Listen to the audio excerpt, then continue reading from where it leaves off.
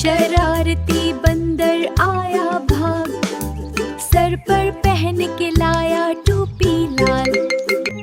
केला देखा दरख्त के पास, बोला आज तो होगी ऊपर चढ़ा बड़ी ही शान, फसल गया फिर धड़ाम।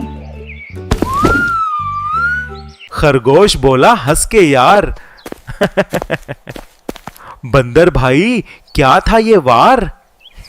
तोता बोला कह कहा मार, पहले सोचो फिर करो काम।